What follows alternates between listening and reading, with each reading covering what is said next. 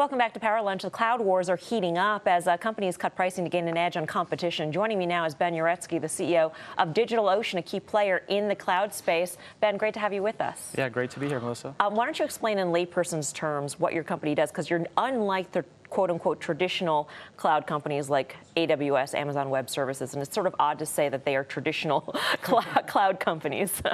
Yeah, definitely. We take a different edge. So we've built a platform for developers to build and scale applications of any size.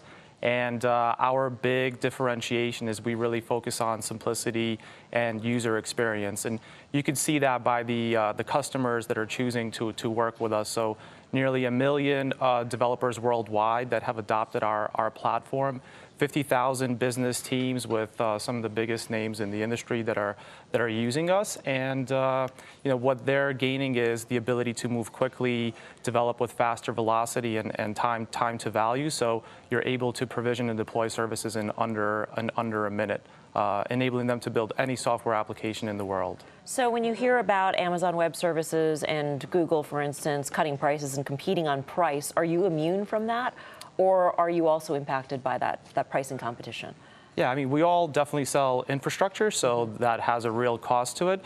The good news is that while the economics of it continue to improve, which delivers great value for customers. So the prices keep coming down is what that means. Absolutely. Okay. But with 4K video, Instagram, Snap, and these bandwidth heavy and large applications at kind of global scale, what you're also seeing is an increase in the consumption and usage of these different services, plus the ubiquity of mobile devices across the world. And so we're able to make up for it. And the market is huge. It's a $25 billion infrastructure market today that's going to double or triple over the next 3 or 4 years, and having a really strong position in that allows us to capture that growth. So right now you're VC backed.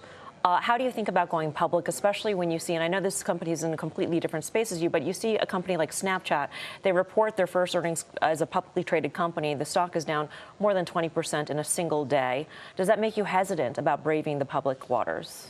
No, not at all. I think we have a much more predictable and scalable model. Infrastructure is inherently sticky. It's not a consumer trend. When you're building applications, you're also building businesses on top of our platform. And so I think that gives us the scalability that we need. And also what's great is the differentiation. As I said, it's a huge market opportunity. On one side, you have kind of traditional enterprise IT-led companies, and on the other side, you have developer-focused businesses, much like ours. Twilio had a very successful IPO. There's a bunch of others with GitHub and Stripe, and so we want to really fit into that developer tools ecosystem. 30 million software developers worldwide. We want to build the best cloud for them to build their applications. Ben, thank you very much for your time. Ben Uretsky, the CEO of DigitalOcean.